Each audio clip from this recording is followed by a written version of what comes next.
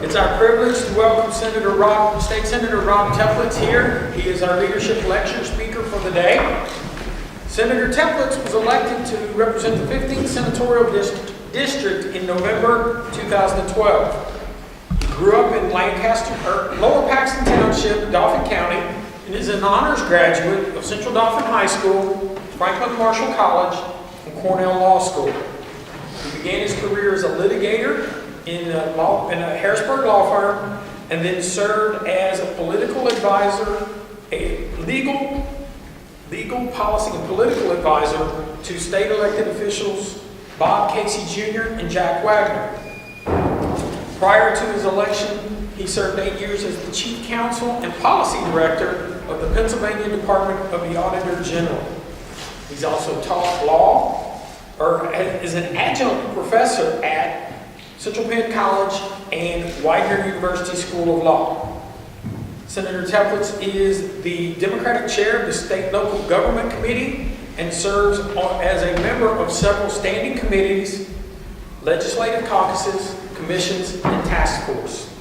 He's an active member of his community and currently resides in Susquehanna Township, Dauphin County, where he and his wife are raising their 2 sons. Gentlemen, please welcome Senator Teplitz.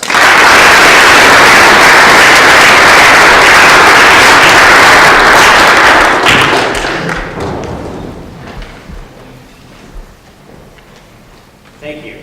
I'm Rob Teplitz. I have the honor of serving as the state senator for the 15th district, which includes most of Dauphin County, including the capital city, Harrisburg, and all of Perry County. First, I want to thank Carson Military Academy for inviting me to speak at this year's leadership lecture series. Carson Long is a real gem here in Perry County, and I always enjoy coming here, and in fact, my district office is right around the corner on the square. The district that I represent, which I described, is very diverse. It covers the city of Harrisburg, many suburbs, and rural farming communities. But I'm very proud to call it my home. This is the community where I grew up, and I'm proud that my wife and I are raising our 2 boys here. Let me first tell you a little bit about myself and why I chose public service as a career. As you heard, I grew up in Lower Paxton Township, which is right outside of the city of Harrisburg.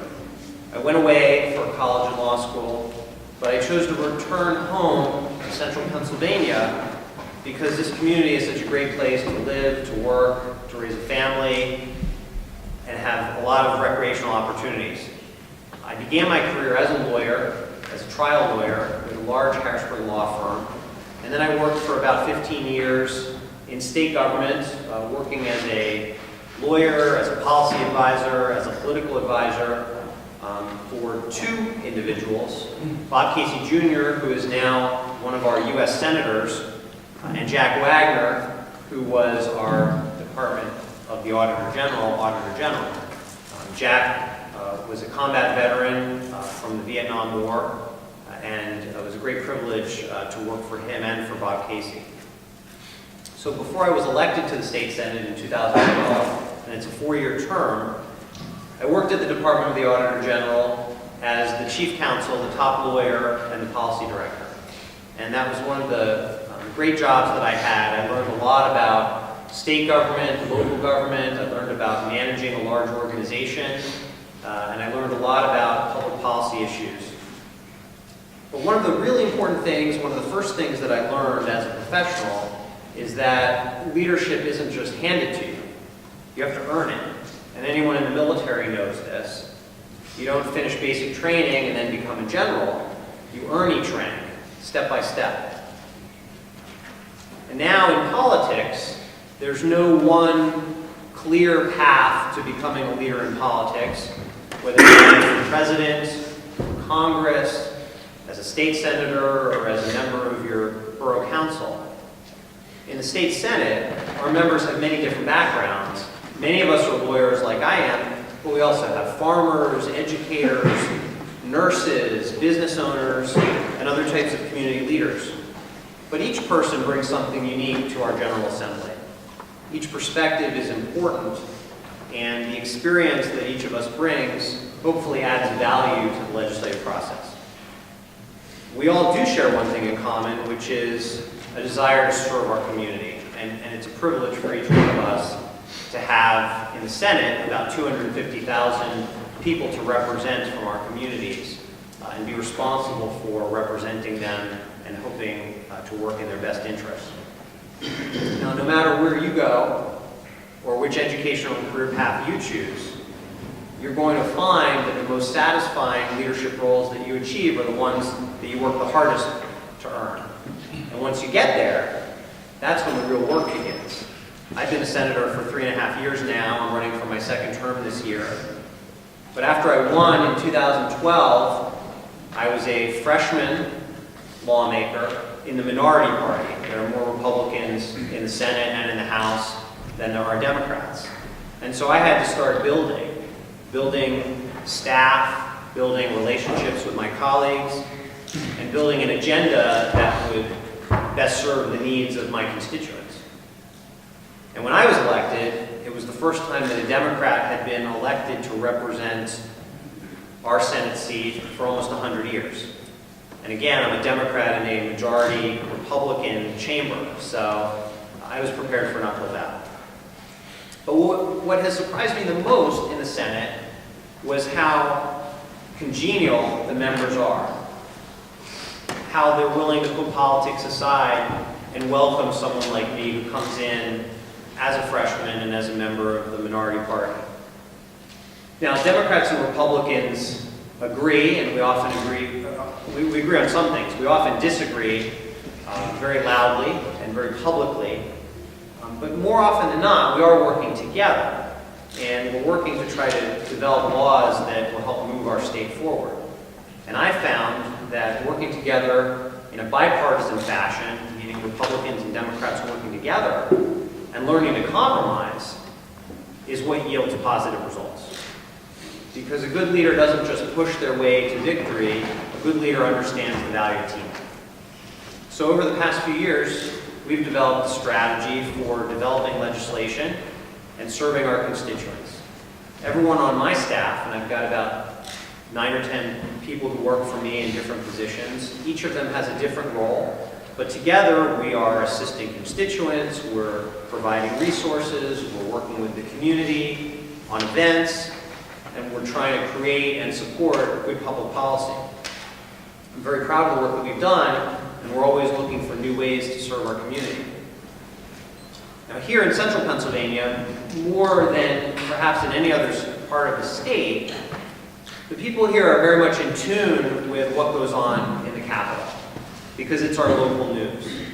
And I was just having this conversation with one of my Senate colleagues yesterday that you often find leading the newscast on TV or the front page of the newspaper stories about bills that are being discussed in the Capitol or the latest scandal in the Capitol, if that's the case.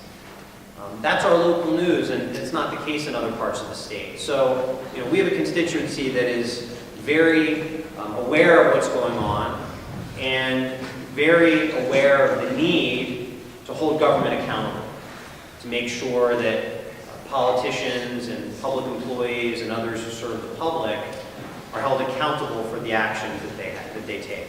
So one of my top priorities as a legislator is government reform. I believe that an open, transparent government restores and maintains the trust that we need the public to have in their institutions of government, and that way they can hold us accountable for our work and our actions. And this kind of government ultimately yields the best results in terms of the product that we deliver, which is laws that serve the public and helping the public to deal with issues that they have with state government. And I take this part of my agenda, government reform, very seriously. I'm not the only one who cares about it. When I came to office, I had a very long and robust government reform agenda, a lot of bills that I wanted to introduce to make us more accessible, more responsive, open up the process so that more people could vote, more people could run for office, and that we could be held more accountable. And I noticed that many of my other colleagues in the House and the Senate, Republicans and Democrats, also had their own government reform agendas. But there was no one body for a collective voice so that we could all work together to push our common agenda. And a common agenda that's held by people who may not agree on necessarily anything else. So one of the first things that I did was to create what we call a government reform caucus. It's made up of Democrats and Republicans, House members and senators. We meet monthly. We've done this this will be our 4th year. And we meet to develop and promote legislation that will reform state government. I founded the caucus. I co-chair it with a House Republican, so the leadership itself is bipartisan. And it's refreshing to see people who are from different parts of the state, who have different ideologies, different parties, different chambers, who really may not agree on anything else except the fact we think we could do a better job making our government cleaner and more effective. I've introduced my own bills, others have too, but I find that working together, legislators working together, we're able to bring a lot of good ideas to the table, and it creates this collective voice that will be heard louder and clearer than each of us just working on our own. Another area that's very important to me is education, which is why I've been to Carson so many times. And it's great to have an institution of this caliber in my district. Before being elected, I had spent many years working on education policy in my career in state government, and also, as you heard, I've taught at the college level and at the law school level. Right now, I'm proud to be a member of the Senate Education Committee, which deals with these issues. And I was also very proud to be a member of a special task force called the Basic Education Funding Commission, which developed a new formula for how we divide up the money that the state gives to public schools. There are 500 school districts in Pennsylvania. We fight every year about how much money is going to go to those school districts, and that's been a big fight over the last year. But that's only part of it. The amount of money is half of the story. How you divide up that money is also important to make sure that school districts and really students are being treated fairly. And so deciding how to create a new formula to do this more fairly was a huge task, and one that needed more than one approach, more than one perspective, more than one single legislator just proposing a bill. Pennsylvania, by the way, has the distinction of being the most inequitable, the most unfair in terms of how it spends money on poor students in the entire country. So many of us recognized that we needed to do a better job. We needed to divide the pie more fairly in order to be fair to all of our students and make sure that every student in Pennsylvania in a public school has the same access to a quality public education as anyone else. So doing this required a lengthy examination of the state of our schools. We spent a full year conducting hearings around the state, meeting with students, administrators, advocates, other types of education policy experts. And finally, last June, we came together, and as Democrats and Republicans, as the House, as the Senate, and representatives of the governor, we unanimously agreed to a new formula. And that formula has been put into a bill that is working its way through the Senate now. In fact, we just voted it out of the Senate Appropriations Committee yesterday. Now, this was hard work. It required lots of research. It required lots of compromise. And compromise all around on all sides. But working all together, we produced a solution that is going to help our students. And that's what's most important. But this was one of the most fulfilling experiences that I've had as a public official.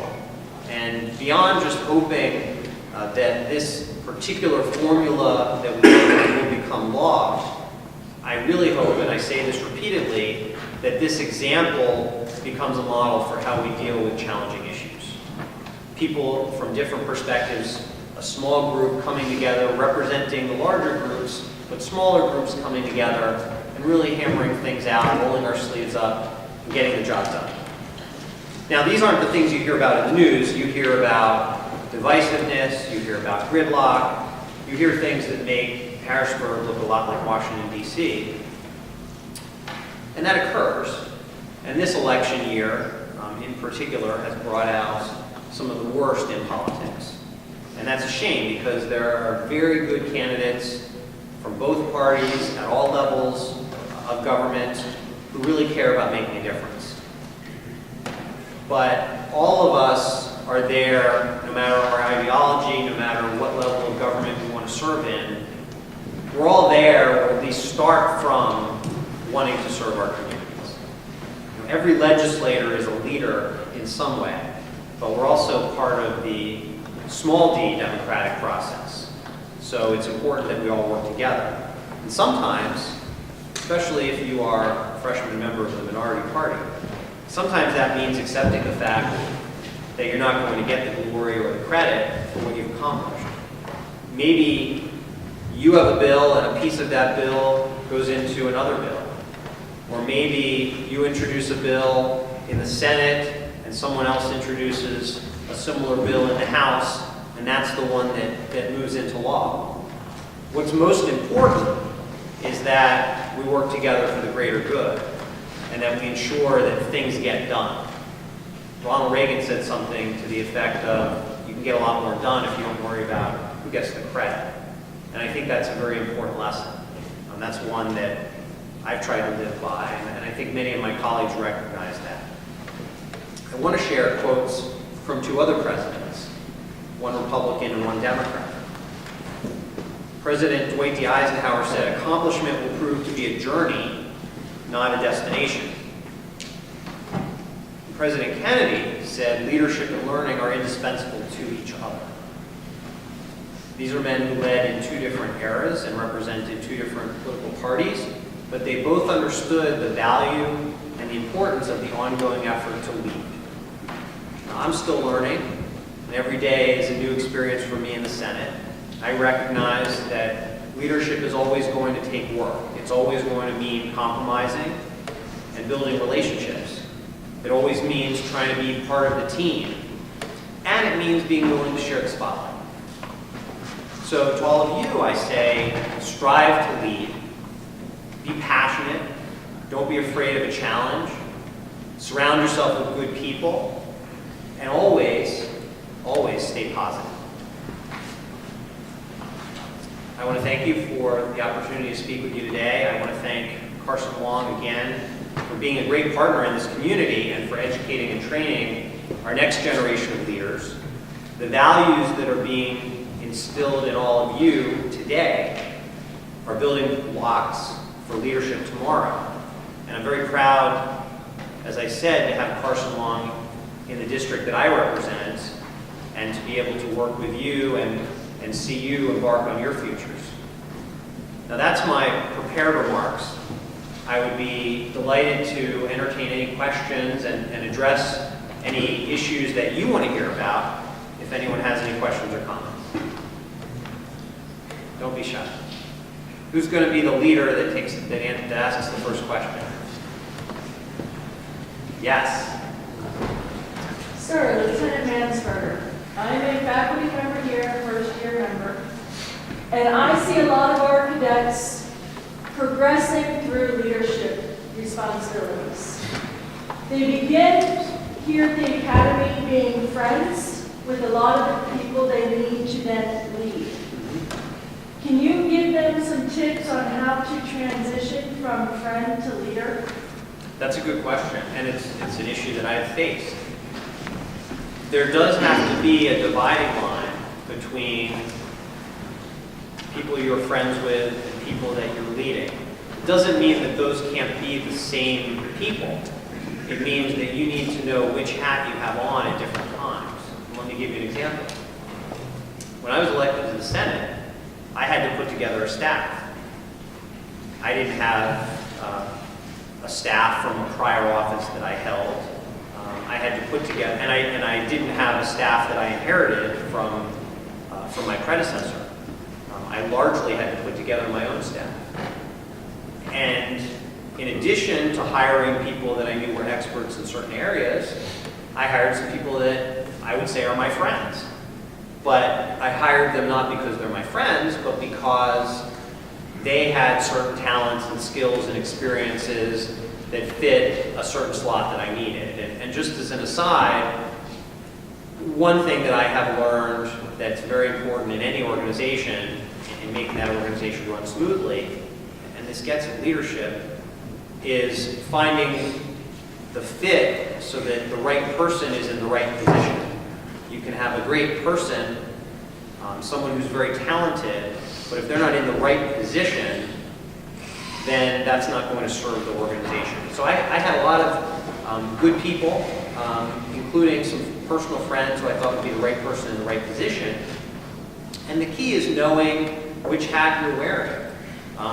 That when you are on task, on mission, everyone understands that you are leading the group and that you're not going to give any special favoritism to your friends, and that your friends are not going to expect it, but that everyone respects the lines of authority. Those hats can be taken off when you're in a social situation, when you're not working on the task at hand. But it's important to be conscious of it, because otherwise one context kind of bleeds into the other and the lines get blurred. And not only can you not get people to do what they need to do on task, but it can also affect the friendships. So it's important as a leader to make sure when you start working with a group of people that are your friends, to have an honest conversation about here's what the expectation is and here's where the lines are, and when we're on this side of the line, we're going to do things one way, and when we're on this side of the line, we're going to do things another way. But with much about leadership, the more self-aware you are, the better off you'll be. Next question.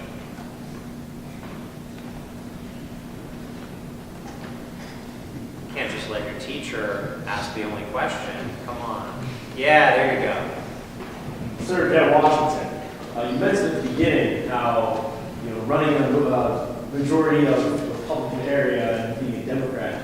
What were some challenges and how did you overcome those challenges? Sure, good question. The district that I represent, the 15th district, was somewhat different when I ran in 2012. There's a process that occurs every 10 years after we do the census to readjust the lines to account for changes in population. So that if there's more people in one district and fewer people in another district, the lines move around so that every senator represents the same number. So when I was elected in 2012, I had part of Dauphin County and northern York County. It was only in 2014 that the lines changed and I lost York and I gained more of Dauphin County and all Perry County. In any event, having been elected as a Democrat in a Republican area, and this isn't a partisan discussion, but I think the lesson might be helpful. I think what's important is to not let preconceived notions that others may have about you or who you're identified with or where you come from block your way. I came from an area that hadn't elected a Democrat in almost 100 years. So, I could have just as easily never have run because looking at history. But I wasn't going to sort of let myself be locked into that history. I wasn't going to let myself locked into what perceptions might be of the political party that I happen to represent. And so we have to remember that even though we are parts of larger groups, larger communities, teams, etc., larger organizations, we're also individuals. And we have to assert ourselves as individuals.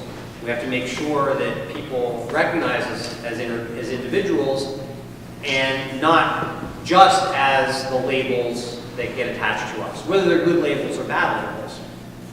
And so it's important that in any challenging situation like that you kind of take the steps necessary to make sure people know you as a person and not just as some stereotype. And that's what we did. I assume that was successful, or else I wouldn't be standing here. But it's not to say that it didn't take hard work, but that's what's important. Anyone else?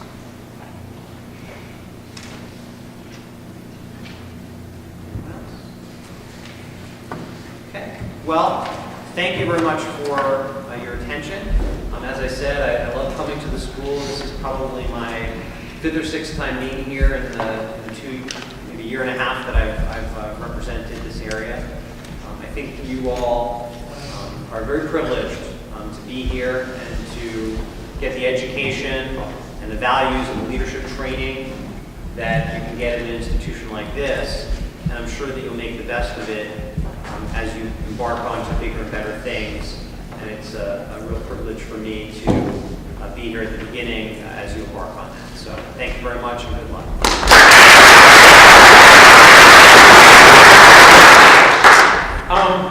As a token and as a thank you, we'd like to present you with one of our Carson coins.